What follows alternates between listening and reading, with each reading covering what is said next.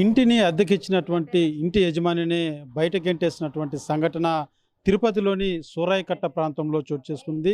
అయితే వృద్ధుడైనటువంటి తంగరాజన్ అనేటువంటి వ్యక్తి, ఆయనకి ఎవరూ లేరు, ఒంటరిగా ఉంటున్నాడు. అయితే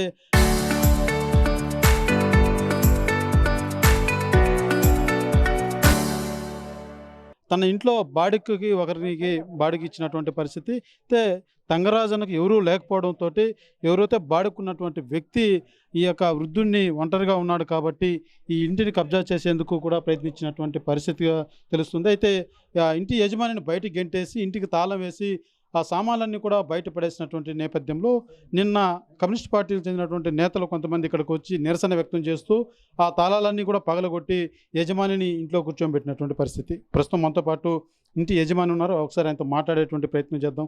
ఎప్పుడు జరిగింది, ఏం జరిగిందండి, ఎవరికి బాడికి ఇచ్చారు, ఎవరు మిమ్మల్ని ఈ రకంగా బయటకు గెంటేశారు? బయటికి ఇది రాజరత్న ఆయనకి ఇచ్చినాను, బాడికి ఇచ్చినాను. వాళ్ళు 5 ఏళ్ళు ఉన్నారు.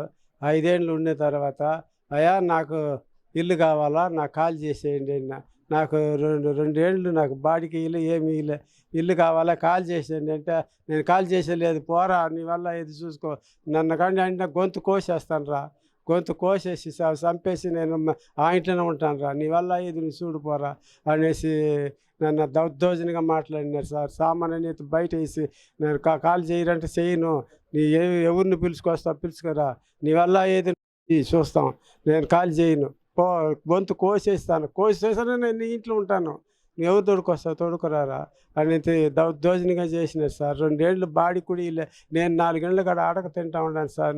నాకు ఎవరు లేదు, నేను ఒక్కడే ఉండేది, అనాదిగా ఉన్నాను. నేను దేవుడు పూజ చేసుకుంటూ ఉన్నాను, వినాయకుడి గుడి పూజ చేసుకుంటూ ఉన్నాను. నేను వినాయకుడి గుడి కట్టించుకున్నాను, అప్పుడే 91లోనే కట్టించుకున్నాను. వినాయకుడి గుడి కూడా కట్టించుకొని కుంభాభిషేకం చేయించుకొని 10 మంది దండం పెట్టుకుంటే మనకు మంచిది. తెల్లారితే సాయంకాలం కూడా పోయి స్వాముల వారి దర్శనం చేసుకొని, వినాయకుడి దర్శనం చేసుకొని, ఏదో నా చేతులకైనా పండు పూలు ఆయనకు పెట్టి దండం పెట్టుకొని వస్తున్నాను సార్. నేను 91లోనే ఆ గుడి కట్టించినాను సార్. నాకు ఈ ఇల్లు కట్టినప్పుడు కూడా నాకు మున్సిపాలిటీ వాళ్ళు డబ్బు ఇచ్చినారు, లోన్ 13,000 లోన్ ఇచ్చినారు. ఆ లోన్ పట్టుకొని నేను ఇంత చేసుకొని నేను ఇల్లు కట్టుకున్నా. రేపు పైసా అయిపోతే మనకి ఎవరు పెడతారు ఏమో, మనకుంటే ఏదైనా ఒక 4,000 5,000 వస్తే మనం ఖర్చు పెట్టుకుంటాము, మన దేవుడికి పెట్టుకుంటాము అనేసి నేను చేస్తే ఇంత దౌర్జన్యంగా నన్ను కాల్ చేయనురా, నీ వల్ల ఏది నువ్వు చేయి, పోరా గొంతు కోసేసి నేను ఇంట్లో ఉంటాను రా అనేసి నన్ను దౌర్జన్యం చేస్తారు సార్. నేను ఎవరికి పోయి చెప్పుకునేది, నాకు ఎవరు లేదు, నేను ఒకడే ఉండేది, నాకు పెళ్ళ లేదు, బిడ్డలు లేదు, పాపలు లేదు, నేను స్వాముల వారి పూజ మీదనే చేసుకుంటా ఉన్నాను సార్. అయితే మీకు లీగల్ నోటీసులు కూడా పంపించినాడు అనేసి తెలిసింది, అది ఎంతవరకు వస్తుంది? నోటీస్ ఒకటి పంపించినారు సార్.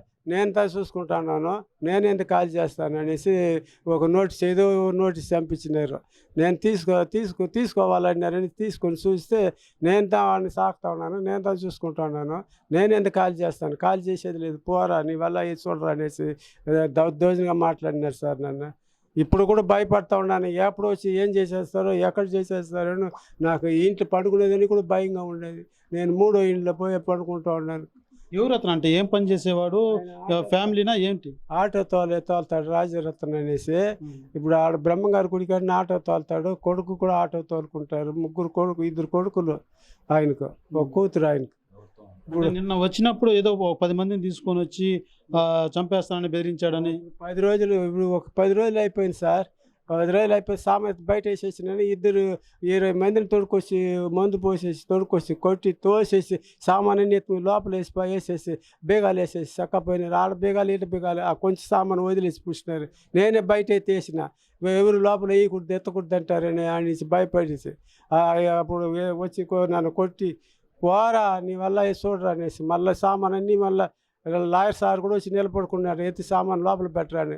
ఆయన మెడ్రాస్ అంట, ఆయన లాయర్ సార్ కూడా వచ్చి నిలబడుకొని నన్ను దౌర్జన్యంగా చేసి నన్ను ఎత్తు లోపల సామాన్ లోపల పెట్టేసినారు సార్. ఏదో రాజకీయ పార్టీకి సంబంధించి కూడా నేను నేతననేసి కూడా ఏదో చెప్పారనేసి సమాచారం, అది ఎంతవరకు వాస్తవం? అది రాజకీయ పార్టీలు ఎవరెవరు వచ్చినారు, ఎవరెవరు పోయినారు నాకు అది తెలియదు సార్.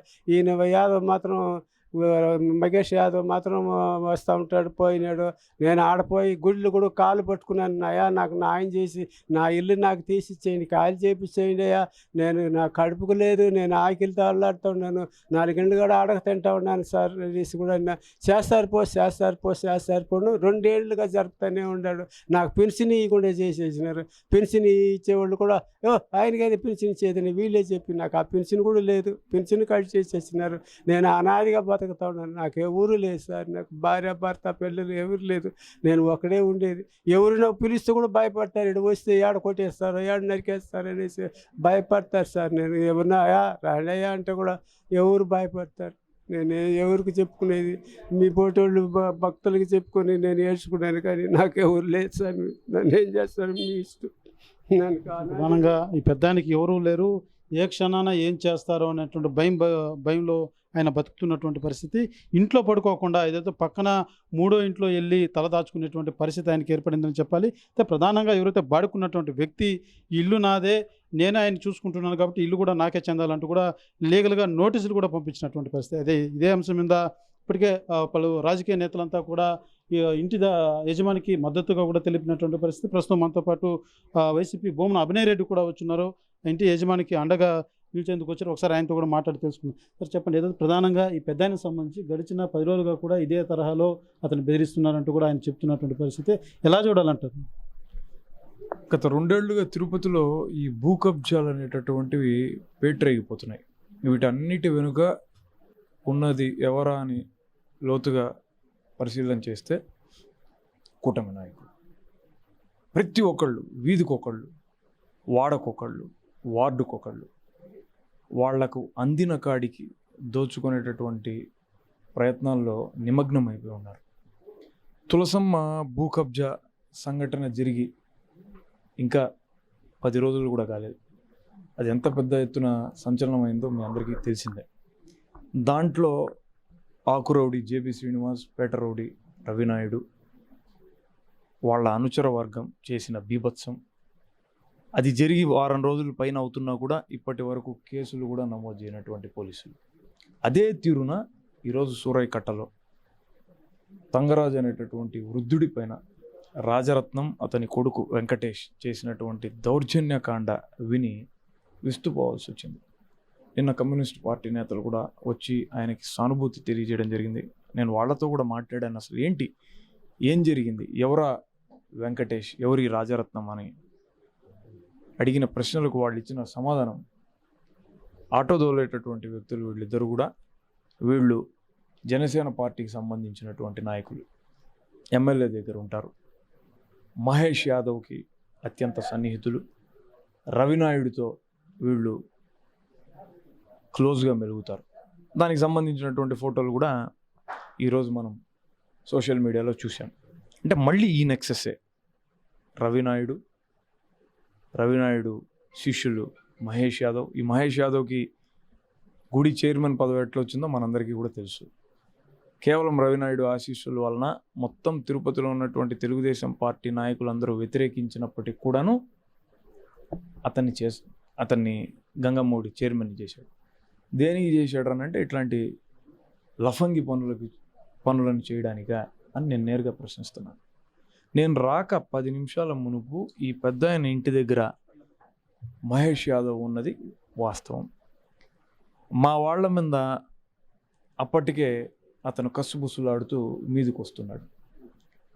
ఏంటని పెద్ద ఆయన్ని అడిగితే అసలు మహేష్ యాదవ్కి దీంతో ఏం సంబంధం అంటే, నేను మహేష్ యాదవ్ని చాలాసార్లు కలిశాను, ఆయన కాళ్ళు పట్టుకొని వేడుకున్నాను, ఈ 2 ఏళ్లుగా నేను కలిసిన ప్రతిసారి చేసేస్తాంలే పెద్ద ఆయన అని చెప్తూ నేను 10 అడుగులు ముందుకు వేసిన తర్వాత అతను చెప్పేది చెప్తాడు, మీరు చేసేది చేయండి అని వాళ్ళతో అనడాన్ని నేను విన్నాను అని ఆ పెద్ద ఆయనే చెప్పడాన్ని మన వాళ్ళు ఇప్పుడు రికార్డు కూడా చేశారు. అంటే మీ ఇష్టం వచ్చినట్లు మీరు దౌర్జన్యాలు చేస్తూ ఉంటే మేము చూస్తూ ఊరుకోవాలా? పోలీసులు ఏం చేస్తున్నారు? ఆ పెద్ద ఆయన మీద తాగి వచ్చి దుర్భాషలాడి చేయి చేసుకుంటే అడ్డొచ్చినటువంటి మహిళలను కూడా విచక్షణారహితంగా తిట్టారంట. ఆయన పోయి పోలీస్ స్టేషన్కి కంప్లైంట్ ఇస్తే పోలీసులు పట్టించుకోరు. కేసులు పెట్టరు? తులసమ్మ స్థలం మీదకి వచ్చినటువంటి ఆ 100 మంది మీద ఇప్పటివరకు కేసులు పెట్టలేదు. ఈరోజు ఈ పెద్ద ఆయన్ని దౌర్జన్యం చేసినటువంటి వాళ్ళ మీద కేసులు పెట్టలేదు. అంటే ఏంది ఇదంతా? మొత్తంగా ఈ ప్రభుత్వంలో తిరుపతి అంతా కూడా భూకబ్జాల మయమైపోయింది, రౌడీల మయమైపోయింది. వీళ్ళు ఓట్లేసి ఎన్నుకున్నటువంటి ప్రజలకు న్యాయం చేయడం మర్చిపోయి వాళ్ళని దోచుకు తినేటటువంటి కార్యక్రమానికి తెరలేపారు. అసలు నాకు ఆశ్చర్యంగా అనిపించింది. పెద్ద ఆయన అంటున్నాడు, 1 సంవత్సరం 2 ఏళ్ల కిందటో ఆయన ఇంట్లో దాచుకున్నటువంటి నగలను, డబ్బును 2 లక్షల రూపాయలు ఆయన ఏదో బ్యాంకు కట్టాలట, ఆ డబ్బును తస్కరించారంట వాళ్ళు, ఆ వెంకటేష్ అనేటటువంటి వాళ్ళు. నిలదీస్తే నీ గొంతు కోసేస్తామరా అని బెదిరించినారంట. నీ ఇష్టం వచ్చింది చేసుకో అని. ఇంకా తిరుపతి ఎక్కడికి వెళ్ళిపోయింది? ఇంత సర్వనాశనం చేసేటటువంటి పనులను చేసినటువంటి ఈ కూటమి నాయకులందరినీ కూడా ప్రభుత్వం శిక్షించాలని నేను మీ ద్వారా కోరుతున్నాను. లేని పక్షంలో మేము పోలీస్ స్టేషన్ ఎదుటనే రానున్న రోజుల్లో అన్ని రాజకీయ పక్షాలని కలుపుకొని పెద్ద ఎత్తున ధర్నాకు ఉపక్రమిస్తాం. ఈరోజు ప్రధానంగా తంగరాజన్కు తగిన న్యాయం చేయలేదంటే మాత్రం మిగిలినటువంటి పార్టీ వాళ్ళని కూడా కలుపుకొని పెద్ద ఎత్తున నిరసన కూడా చేపడతామంటూ కూడా భూమన అభినయ్ రెడ్డి తెలియజేస్తున్నటువంటి పరిస్థితి. అయితే ప్రధానంగా తంగరాజును ఏదైతే తన ఇంట్లో ఉన్నట్టు బాడుకున్నటువంటి వ్యక్తి ఏదైతే 2 ఏళ్ళుగా కూడా ఉన్నటువంటి పరిస్థితి. అయితే గతంలోనే ఒకసారి తంగరాజుకు సంబంధించినటువంటి డబ్బులు, నగలు కూడా అతను తస్కరించినటువంటి నేపథ్యంలో అప్పుడే చిన్నపాటి గొడవ స్టార్ట్ అయింది. అప్పటి నుంచి కూడా ఎలాగైనా ఈ ఇంటిని స్వాధీనం చేసుకోవాలి, కబ్జా చేసుకోవాలని పన్నాగ పడినటువంటి అతను ఏకంగా లాయర్ని కలిసి ఆయనకి ఎవరూ లేరు, నేనే చూసుకుంటున్నాను, నేనే అతను సాగుతున్నాను కాబట్టి ఈ ఆస్తి నాకే చెందాలంటూ కూడా ఇంటి యజమానికి నోటీసులు ఇచ్చినటువంటి ఘటన కూడా వెలుగు చూసిందని చెప్పాలి. అయితే ప్రధానంగా తంగరాజన్కు మాత్రం వివిధ రాజకీయ పార్టీ నేతలతో అండగా నిలుస్తున్నారు. తిరుపతిలో భూ కబ్జాలు కూటమి చెందినటువంటి నేతలు విచ్చలవిడిగా చేస్తున్నారు. వీటి పట్ల మాత్రం తగిన కఠినమైనటువంటి శిక్షలు విధించలేదంటే, పోలీసులు ప్రేక్షక పాత్ర వహిస్తే మాత్రం రాజకీయ పార్టీలు కలిసి వచ్చేటువంటి అందరినీ తీసుకొని పెద్ద ఎత్తున పోలీస్ స్టేషన్ల వద్ద నిరసనలు కూడా చేపడతామంటూ కూడా వివిధ పార్టీ నేతలు కూడా తెలియజేస్తున్నటువంటి పరిస్థితి. కెమెరా పర్సన్ కోటితో సురేష్, RTV, తిరుపతి.